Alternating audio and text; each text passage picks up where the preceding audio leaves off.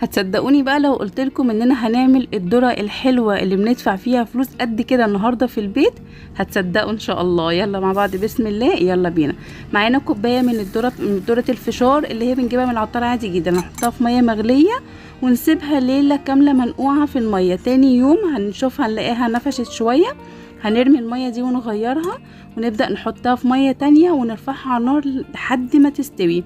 هتاخد معاكي وقت، سيبيها لحد ما تستوي خالص خالص زي ما احنا شايفين كده. كده خلاص بقى معانا الذرة الحلوة.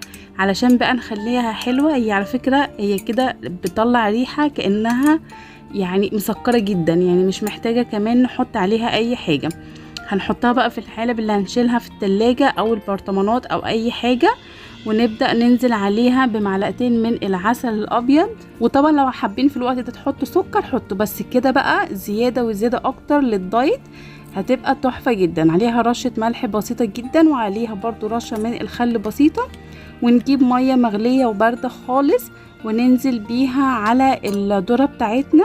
كده خلاص خلصت معانا الذرة المعلبة الحلوة، عارفينها بتاعة المعلبات بتاعة السوبر ماركت.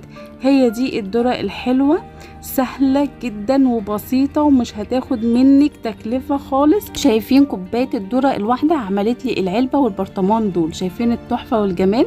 بجد تحفة جدا لأصحاب الدايت بقى اللي بيحبوا ياكلوها على سلطة وعلى بيتزا وعلى جبنة وكل حاجة. وبس كده خلاص، وباي باي.